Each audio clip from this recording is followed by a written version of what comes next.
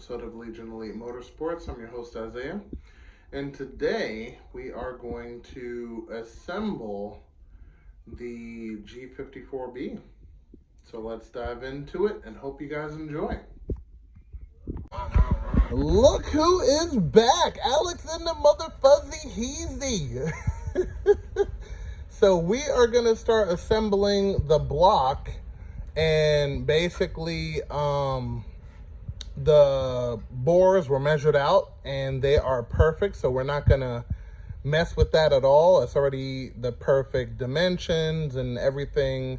There's no deep scratch marks or anything like that. So we're going to assemble. We're going to put her back together, and we got our assembly locked and loaded, and we're going to hop to it. Everybody have fun. Yeah, and enjoy the video. It's about to go down. Okay, so we are laying in the main bearings as they are supposed to be seated. And we're going to add a generous amount of assembly lube. Make sure everything goes together properly. And we're going to lay down the crank. Gonna be fun. Okay, this crankshaft dropping in time. Make sure you clean up the crankshaft extremely well, and then make sure you drop it in nice and easy with an excessive amount of assembly lube on the bearings on the bottom side. So after that's in, we made sure we have the bearings in the proper position, and she's looking good. Clean up any other messes you see and kind of take it from there.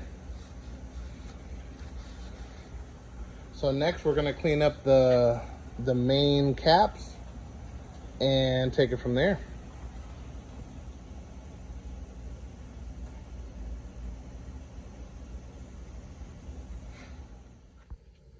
Okay, so now we are putting the caps in. They have directional arrows pointing to the front of the engine. So it will be 1, 2, 3, 4, 5. So you put that in accordingly, and what we're gonna do is we're gonna torque those down, and we should be good to go. Okay, so the factory main bolts, the torque specification is 55 to 61 foot-pounds of torque. And then for the rod bolts, standard is 33 to 34 foot-pounds of torque. So keep that in mind, and we'll kind of take it from there. So let's grab the torque wrench, Old Faithful, and torque these down.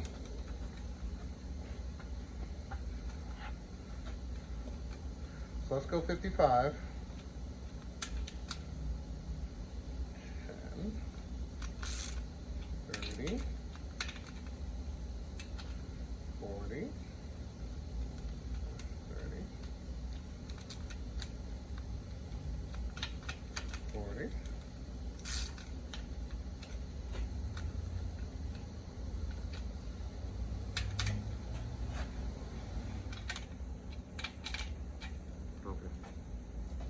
Okay.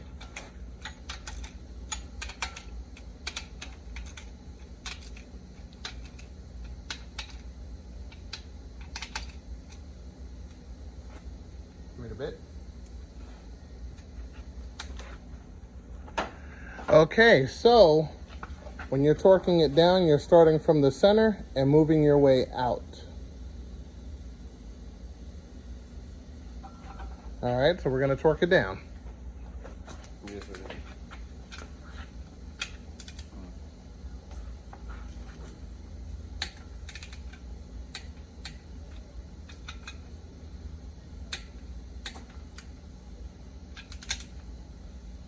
Keep turning the crank so you can see. And any one will get stuck.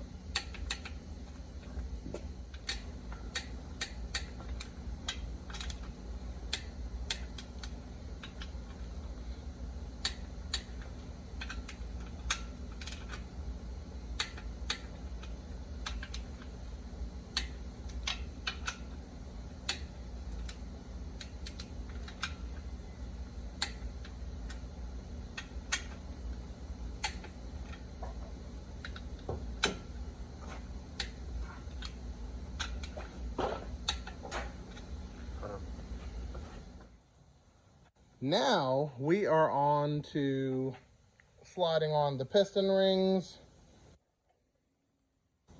Hastings, number one. And then we are going to slide each piston into the exact same bore they came out of.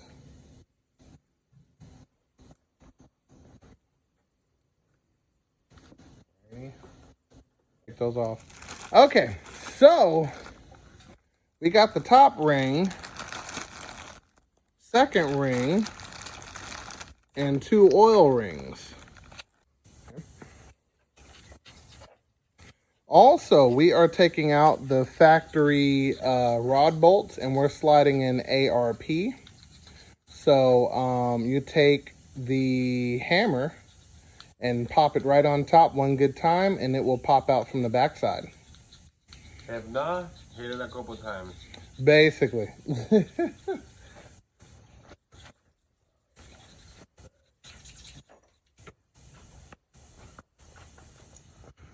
Right.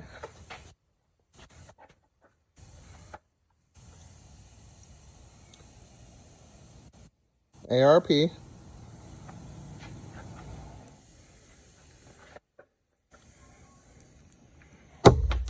Oops. Old ones.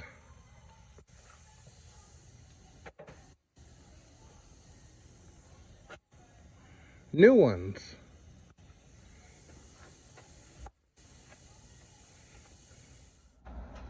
Okay, so when it pertains to the piston, arrow pointing towards the front is how you install it. Where's the piston ring? Oh, compressor, hold on just a second. I mean, I could put it in without it, but... Nope, we're not doing that program.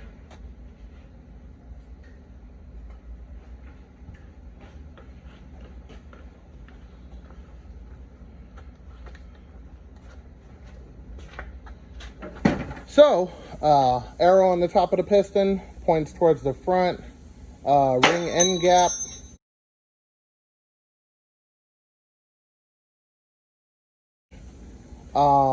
If the piston ring has a dimple on it, that means it faces up. If it doesn't matter which way you flip it, it's the same groove on the part that actually touches the cylinder wall. We slid in the ARPs on those mains. And in case you need to be more specific, here's the instructions.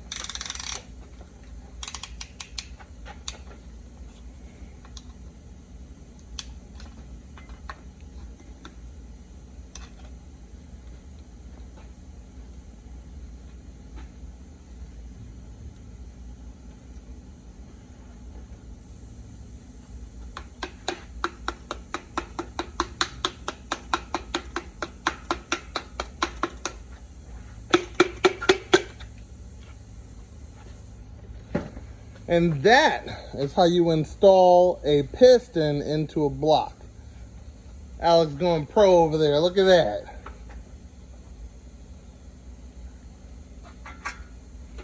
All right, so we're spinning over the motor. Again, we're going to be very generous with the assembly lube. And we are going to install the end cap. Now, on the end cap, it has a dimple on one side and then nothing on the other. You're going to put the dimple to dimple when you connect the rod cap.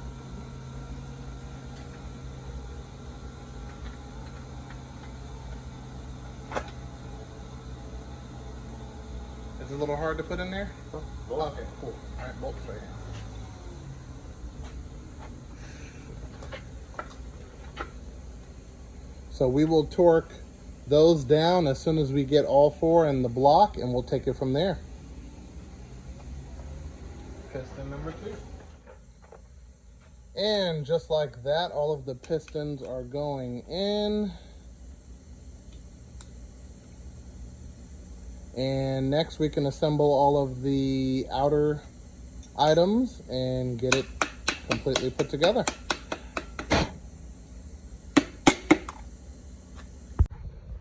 Okay, so we are back to the bottom, and I rotated the engine. Everything rotates perfectly, no binding, no craziness, everything is good. So technically we can start adding in the pickup tube, all of the timing components, everything for the rear, everything for the side, just everything. So let's get to it. Okay, first things first, we are putting on, or back on, the oil pump. So here is the Mitsubishi part number. Hold on, let me get a better view.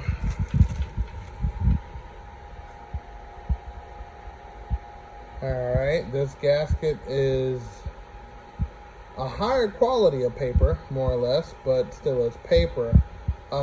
And also, I'm not a fan of putting these on dry, so I'm going to be using some adhesive.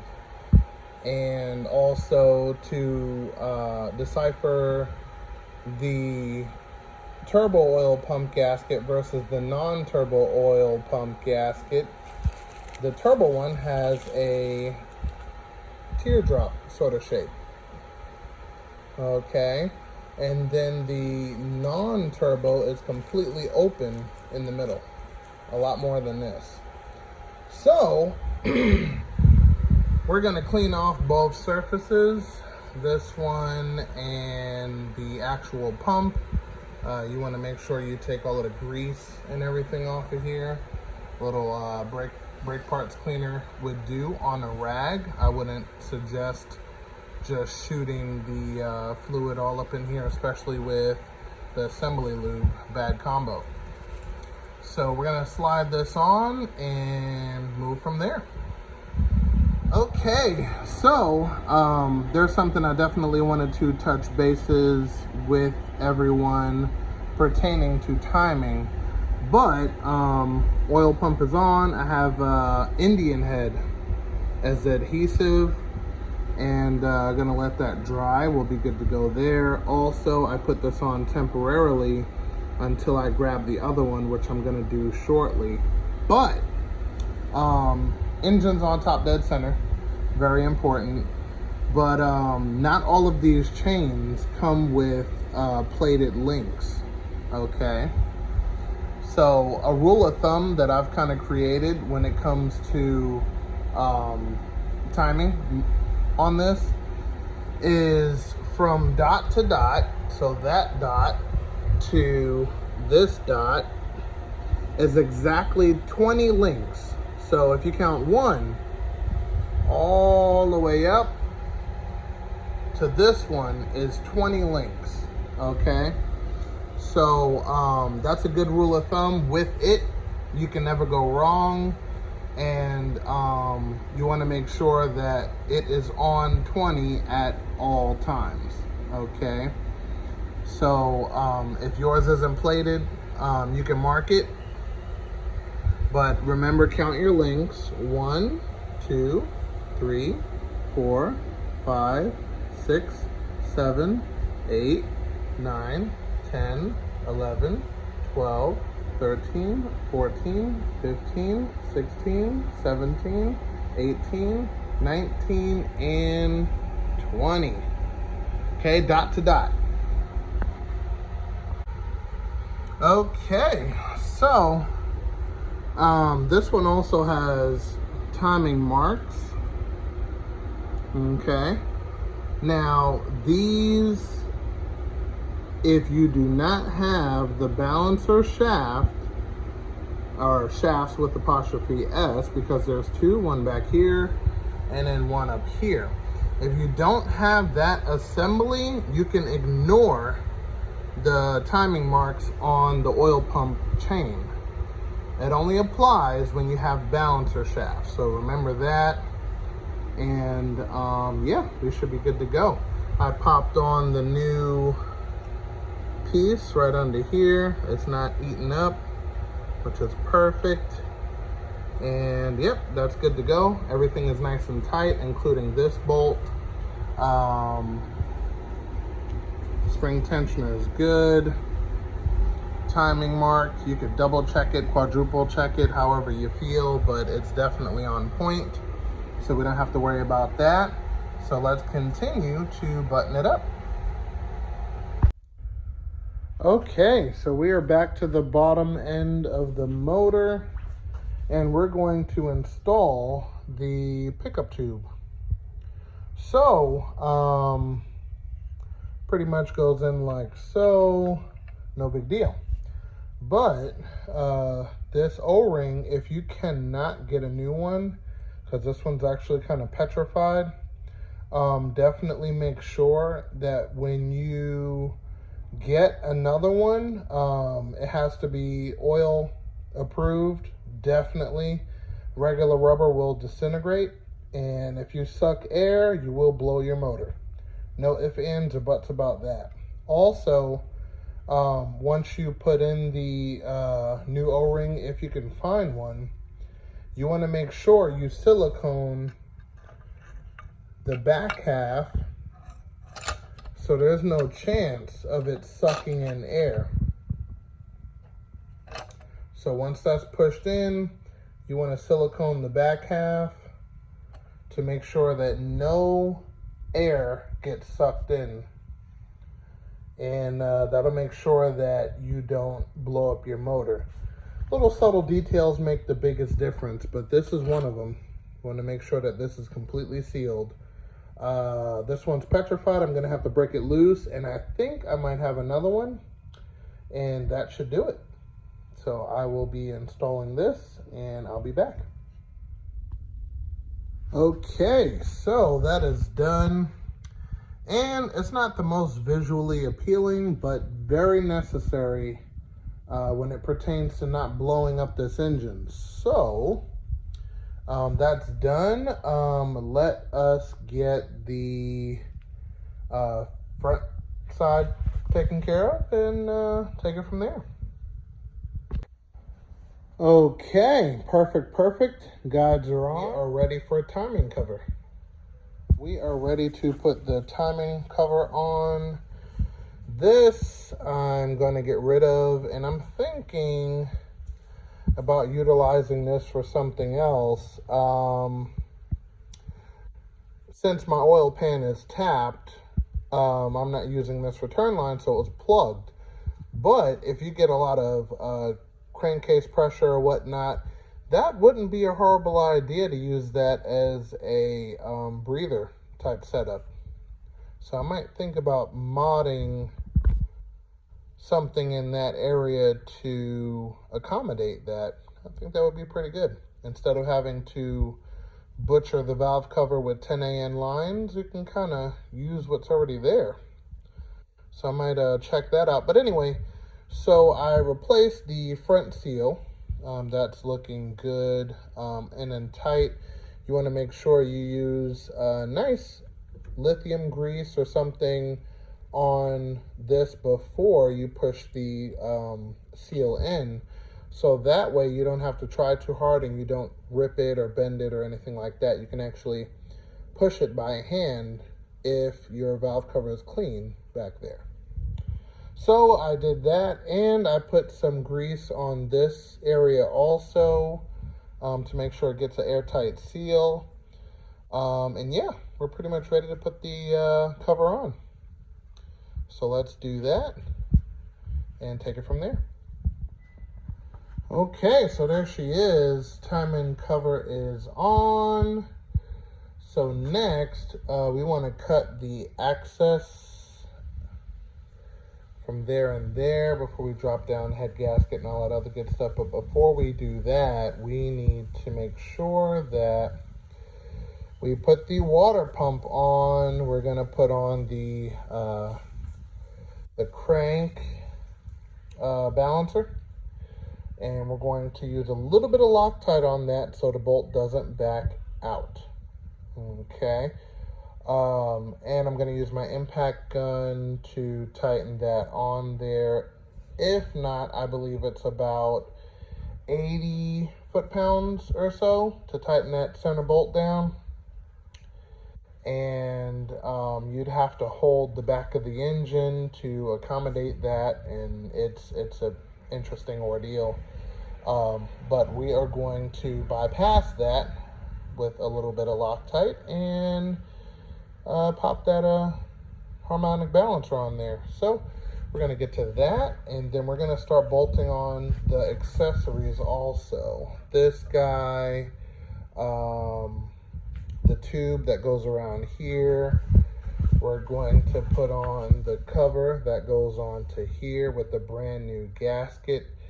And yeah, and we're going to put in the motor mount brackets on both sides and take it from there,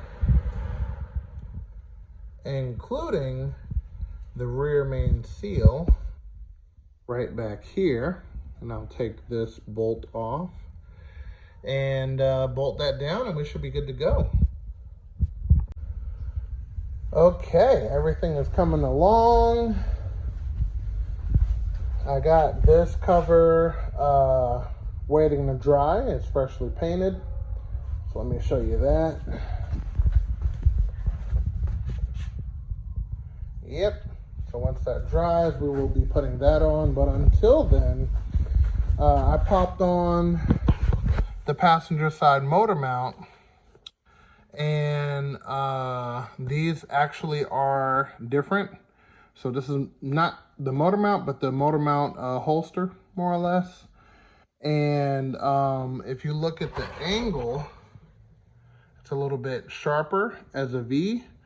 And then the other side is more plated straight on. So I'm going to show you that now. So this one is more straight.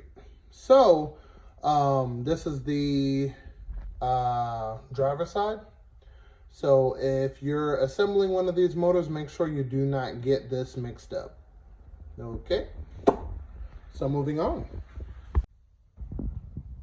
Boom. Okay, so we got the poly upgrades. I got this used from a guy who actually wasn't going to use them. I said, shit, I'll use them. So here we are. But anyway, so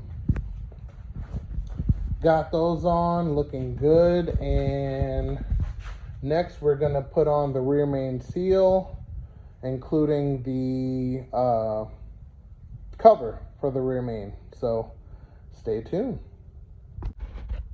Okay, so the rear main seal is in. We're gonna cut down any access gasket on both sides. And the rear main seal is torqued. Make sure you remember to lubricate this side and the side to slide in the new O-ring, new seal rather. And that is all she wrote. She is completely sealed up. Okay, so this is the spot for ground. If there is paint there, at this time you want to remove it, because you want to make sure you get a solid ground to this area, and make sure that this bolt is not forgotten, and that should be good. And with that being said, I hope you guys enjoyed the episode. Remember to subscribe, hit the bell icon, and I'll see you next episode.